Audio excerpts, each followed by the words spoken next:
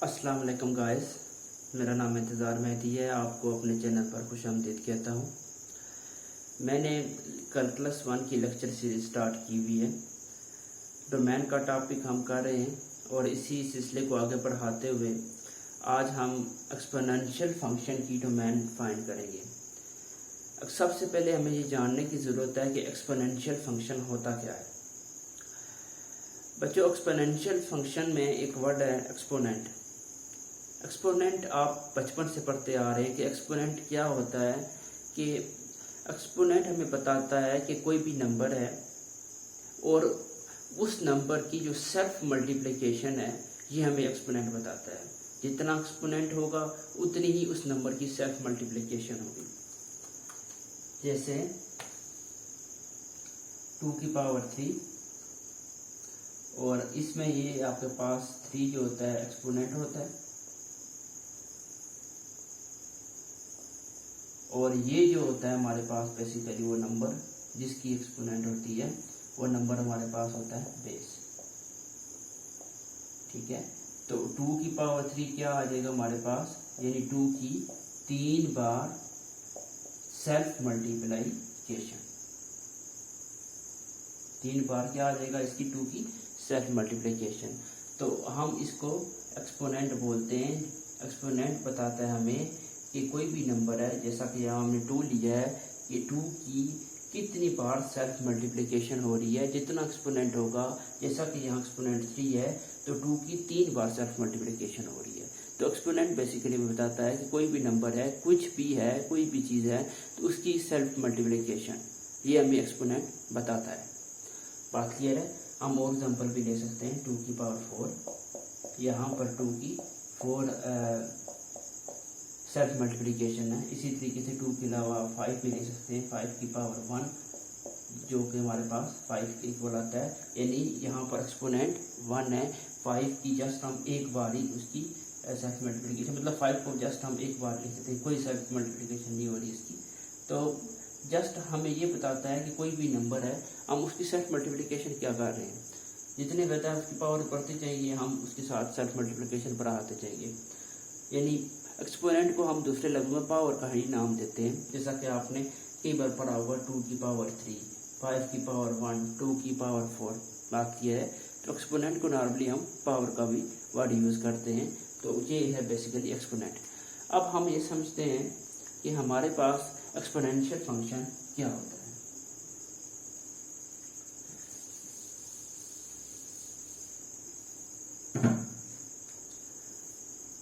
Exponential function की definition ये होती है कि a function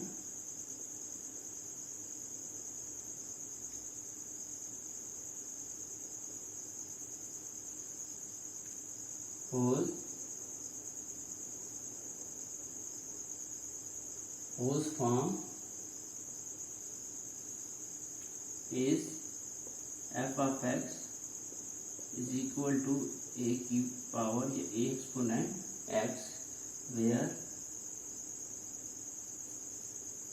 a greater than 0 and a is not is equal to 1। बात क्लियर है कि ऐसा फंक्शन जो इस फॉर्म में लिखा जाए, इस फॉर्म में लिखा जाए, इस फॉर्म में हमारे पास ऐसा फंक्शन जो इस फॉर्म में लिखा जाए, और कंडीशन क्या है उसमें कि ये जो a होगा जो बेस कहलाएगा। मैं पहले भी बता चुका हूँ, ये बेस होता है, ये बेस होता है, और ये हमारे पास एक्सपोनेंट होता है।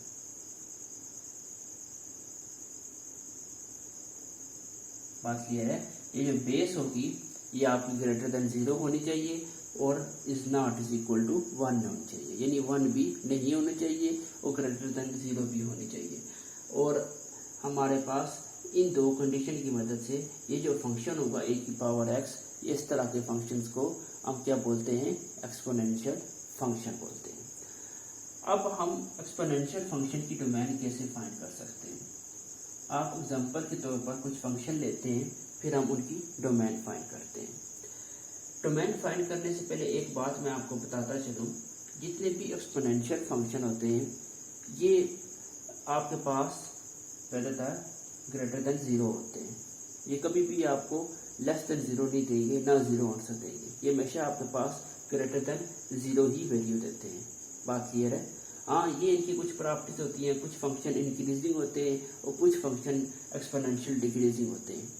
ठीक है, ये नहीं हो सकता कि फंक्शन एक्सपोनेंशियल इंक्रीजिंग भी हो, साथ साथ उसकी फंक्शन जो हमारे पास की हमारे एक्सपोनेंशियल फंक्शन है साथ ही डिक्रीजिंग हो। ठीक है, ये फंक्शन बेसिकली दिस फंक्शन मैं यहाँ लिख देता हूँ, मे बी इंक्रीजिंग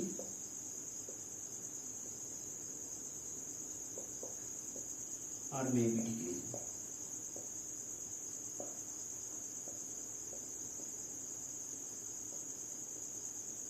बात क्लियर है कि ऐसे फंक्शंस हो सकता है कि डिक्रीजिंग भी हो सकते हैं और बाद दफ़ा ये फंक्शन इंक्रीजिंग भी हो सकते हैं। और ये इंक्रीजिंग होते हैं बेसिकली, ये जो इंक्रीजिंग एक्सपोनेंशियल फंक्शन होता है ये ग्रोथ मॉडल होता है, इसके अंदर यूज होता है।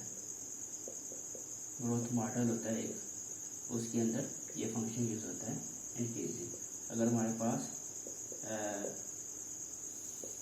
क्या हो जी एक्सपोनेंशियल फंक्शन इंक्रीजिंग में हो, इसी तरीके से एक डिके मॉडल होता है,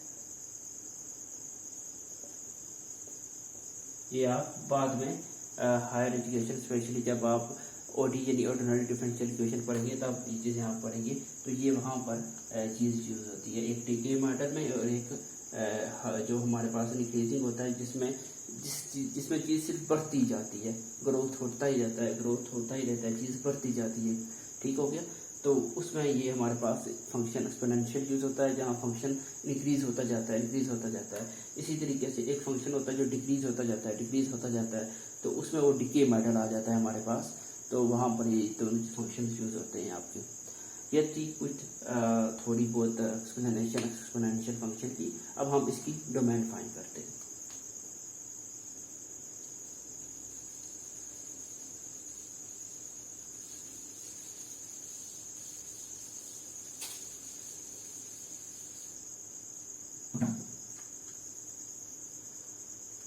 अगर आपके पास क्वेश्चन हो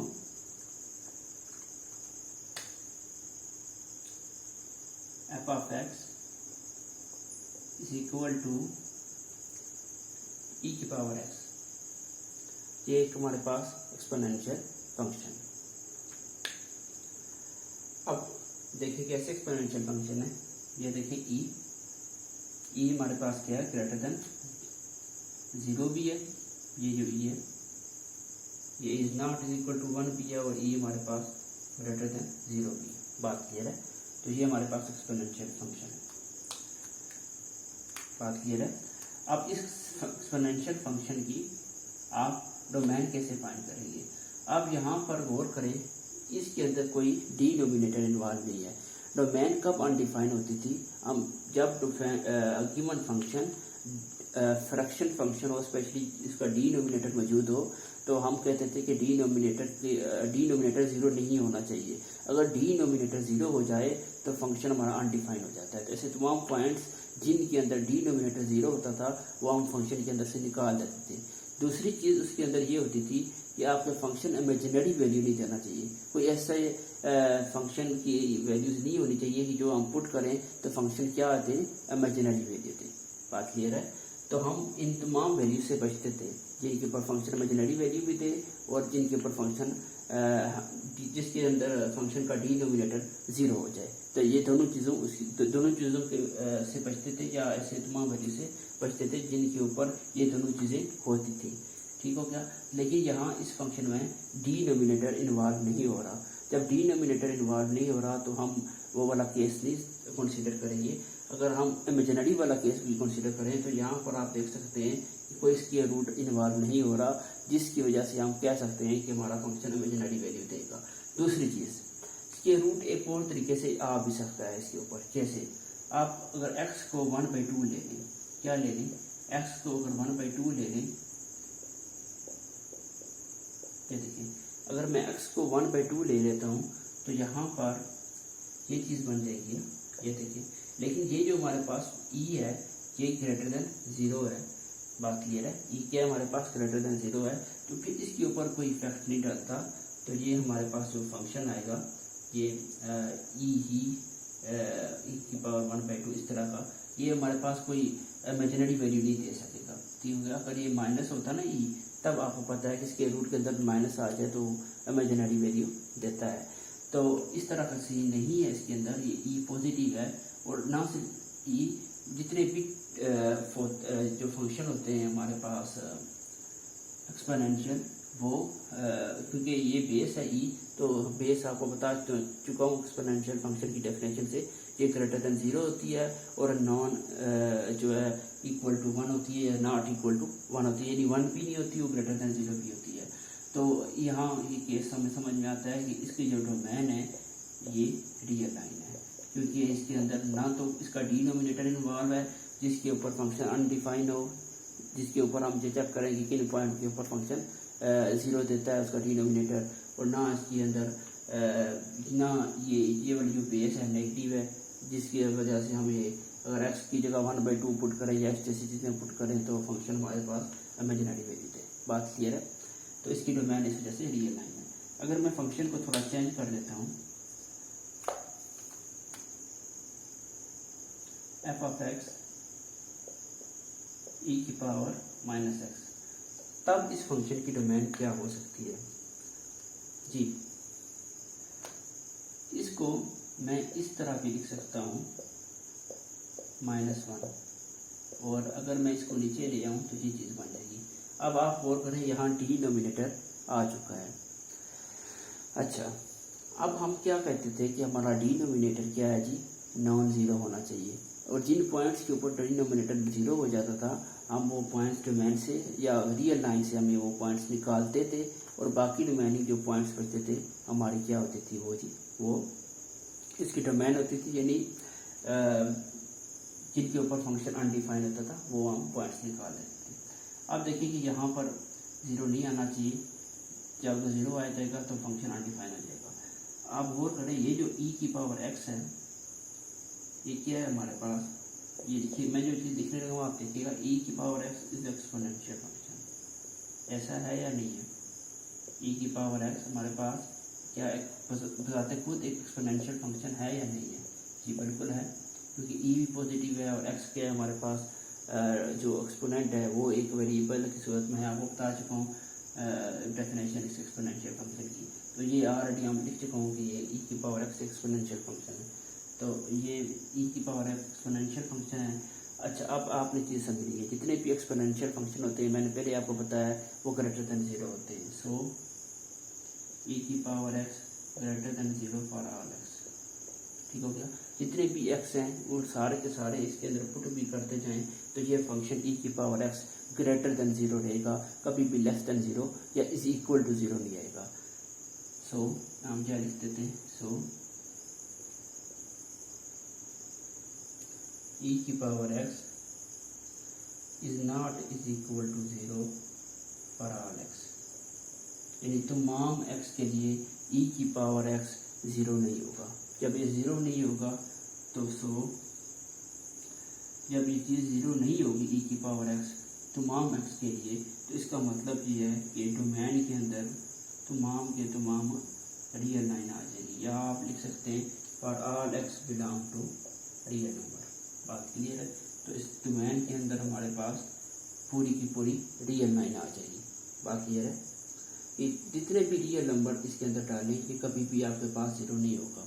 ऐसा ही है। रीज़न क्या है, ये एक्सपोनेंशियल फंक्शन है और एक्सपोनेंशियल फंक्शन हमेशा ग्रेटर देन 0 देता है। तमाम के तमाम वैल्यूज इसके अंदर पुट करते जाएं, आपके पास हमेशा आंसर या ग्रेटर देन 0 आएगा।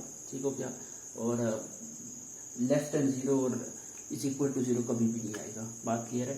तो इसी बुनियाद पर हम कहेंगे कि कोई ऐसा नंबर मौजूद नहीं है कि जो इसके अंदर यानी इस फंक्शन के अंदर हम पुट करें, इस फंक्शन के अंदर। ठीक हो गया।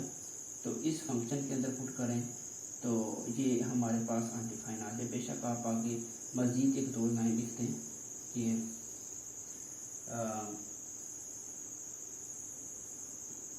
ये जो फंक्शन है f(x) ये अनडिफाइन है, तो हम डिफाइन वेरिएबल डिफाइन है। बेशक ये आप लाइन मजीद लिखते हैं केस हो, क्योंकि ये ज़ीरो नहीं है हमारे पास, तो ये जो फंक्शन है हमारे पास एफ ऑफ एक्स ई की पावर माइनस एक्स, क्योंकि फंक्शन बेसिकली हमारा तो ये है ना, हमने जस्ट ये टर्म इसलिए लिया कि ये डिनोमिनेटर था और डिनोमिनेटर हम नॉन ज़ीरो होना चाहिए तमाम के तमाम एक्स के लिए, और जिन एक्स के ऊपर ज़ीरो होता था आपको पहले बता चुका हूँ, वो निकाल देते हैं, रियल लाइन से माइनस कर देते हैं, सब्ट्रैक्ट कर देते हैं, और बाकी लोग पॉइंट जिनके ऊपर फंक्शन डिफाइन होता है वो लेना होता है। अब गौर करें कि अब हम बता चुका हूँ कि ई की पावर एक्स ये कभी भी ज़ीरो नहीं हो सकता, रीज़न बुनियादी वही एक्सपोनेंशियल फंक्शन है। तो ये जो फंक्शन है गिवन ई की पावर माइनस एक्स, ये हमारे पास फिर क्या है जी, ये डिफाइन है किसके लिए जी, तमाम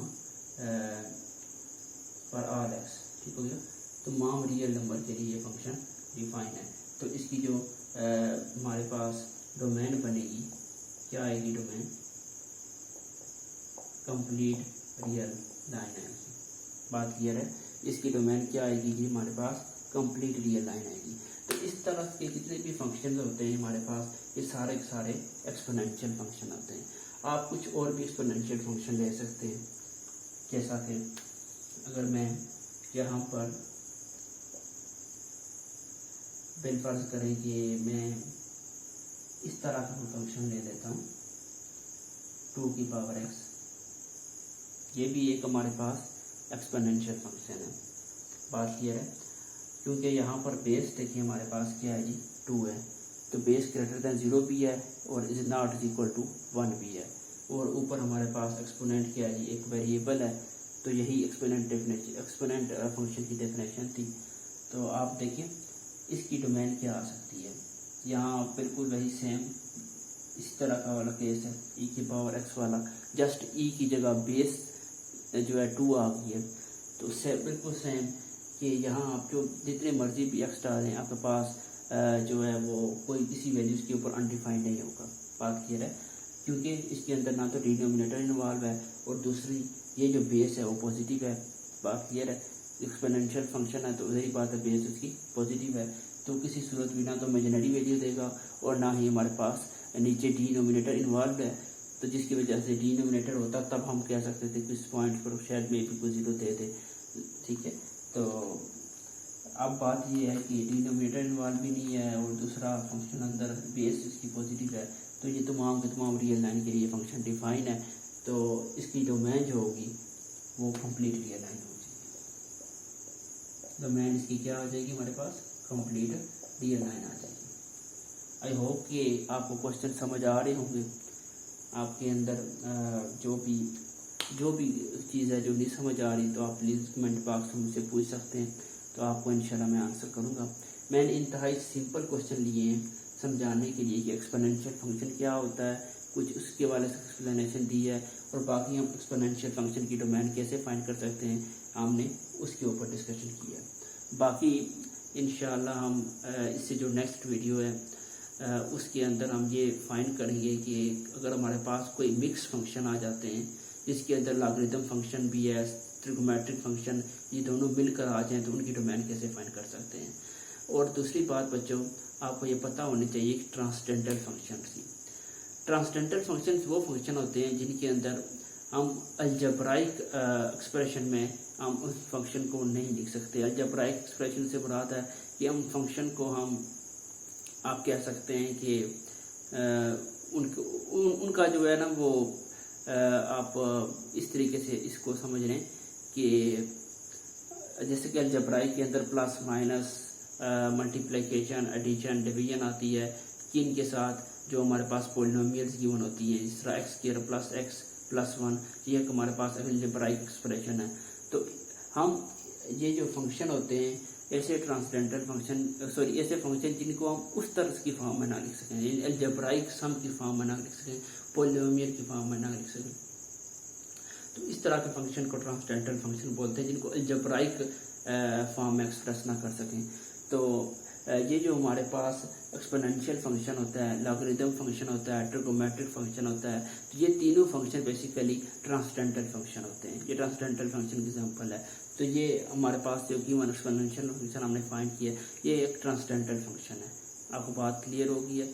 तो इसके साथ या मुझे इजाज़त दीजिएगा। हम जो इससे अगली वीडियो आएगी उसमें हम इंशाल्लाह मज़ीद अपने टॉपिक्स को आगे बढ़ाएंगे। बहुत बहुत शुक्रिया, अपना ख्याल रखिएगा। खुदा हाफिज़।